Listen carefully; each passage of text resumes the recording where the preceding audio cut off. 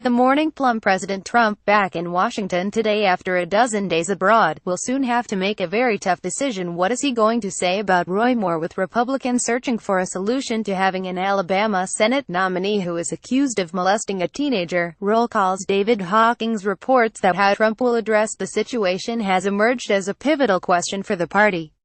Trump has three options. He can side with the GOP establishment and call on Moore to step aside. He can stick to the White House's previous middle ground response by saying Moore should abandon his candidacy only if it's true that he did what his accusers claim. Or he can side with Moore, though this appears a remote possibility. The problem is that, because of the peculiarities of this situation, it's plausible that none of these options will prove a good one.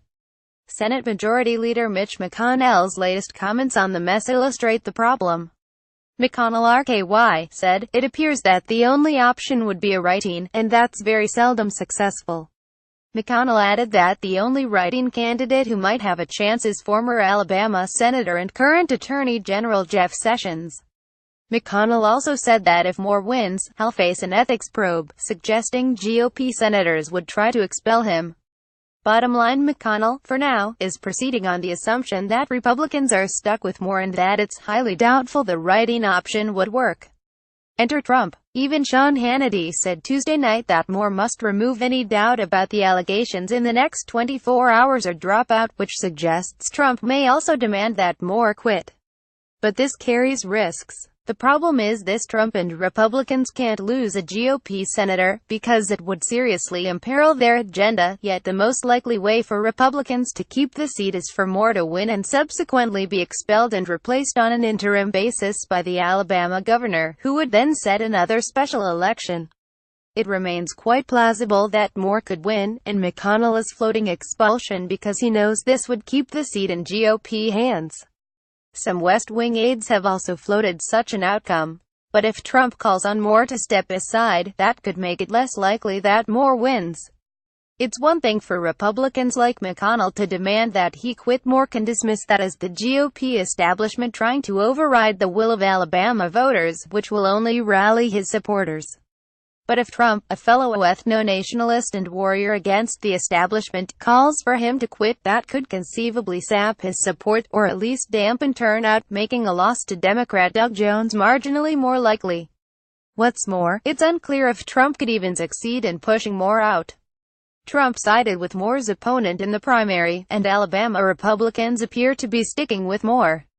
Even if Moore did exit, he'd remain on the ballot, and a write-in candidacy would still be tough on Republicans, because some Moore supporters might vote for him anyway or stay home, splitting the GOP vote. It's possible that if Moore exited, Republicans could try to pull a legal rabbit out of their hat and get him removed from the ballot and the election delayed. But the governor has said she won't move the election, and this is anything but assured.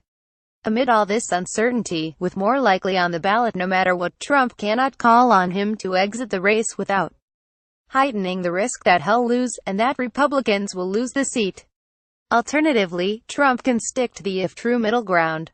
But that will put the president in the position of refusing to force. He condemns someone accused of initiating UAL contact with a teenager, and coming on to multiple other teens, which will weaken him further and remind everyone of the allegations that Trump himself engaged in UAL assault, something he boasted of on tape.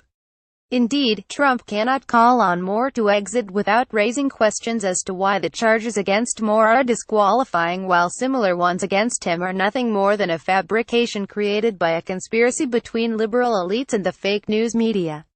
In the end, there is a fair bit of poetic justice in Trump being stuck with this particular dilemma. Moore is feeding his voters a similar set of narratives about allegations against him that Trump has fed to his own voters for well over a year now. But Trump cannot call on Moore to step aside without undermining Moore's efforts to pull the same scam, and putting his own agenda in serious peril. GOP faces new problems with tax plan. The Senate version repeals the individual mandate, which will mean millions uninsured, and sunsets the individual tax cuts after 10 years to stay within the deficit window. The Post notes senators concerned about restraining national debt, long one of the top goals for the GOP, may also raise howls about the plan to sunset the individual income tax cuts in 2025.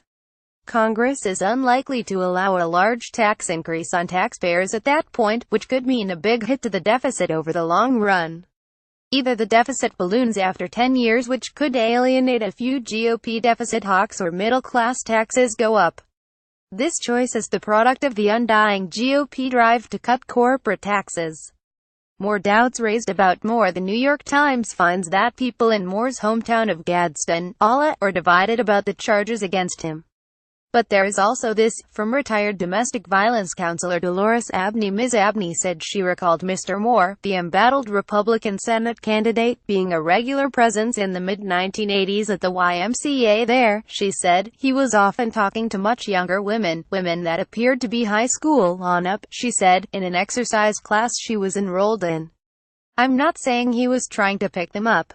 It just did not look appropriate. Of course, Abney is a Democrat being quoted by the liberal media, so this will only harden the belief among Moore supporters that he's being persecuted. Moore counts on evangelicals to stick with him, with national Republicans trying to force Roy Moore to step aside. Bloomberg Politics asked him campaign at a church. Moore deflected the allegations and tied them to a string of battles he's fought, including defying federal court rulings that resulted in him being twice removed as Chief Justice of the Supreme Court. Obviously I've made a few people mad, Moore told the Friendly Crow. Moore is counting on his core message, that the nation needs to go back to the recognition of God, to hold his base among evangelical Christians. Evangelicals stuck with Trump in overwhelming numbers, despite the Access Hollywood tape, and the same will probably happen again. Why Moore could still win. Nate Cohn explains just how conservative a state Alabama remains. Alabama voted for Mr. Trump by 28 percentage points. The state is deeply polarized by race. Hillary Clinton probably didn't win even 15% of white Alabama voters last year. Its staunchly conservative white voters are particularly tough to persuade. White evangelical Christians represent about half of Alabama's electorate, according to exit polls, and more than 90% of them probably supported Mr. Trump. On the flip side, Moore won his 2012 statewide campaign for Alabama Chief Justice by only 4 points, and he's now presumably weaker than he was then. Jones is staying in his lane. The Associated Press reports that Doug Jones isn't taking the bait on the latest allegations against Moore. We're going to stay in our lane, Jones told reporters. There's still a lot of uncertainty with what's going on right now, Jones said Tuesday after a fourth consecutive question about Moore's struggle. We're going to let that play out over there. To win, Jones needs Democrats to be unusually energized and Republicans to be substantially less energized, and some moderate Republicans to vote for a Democrat. Hence the careful response. And Trump promotes Fox Friends while bashing CNN. These two Trump tweets, out this morning, are worth viewing side by side. If things get worse for Trump, his active promotion of news outlets that propagandize on his behalf, combined with the denigration of outlets that practice real journalism, will only escalate.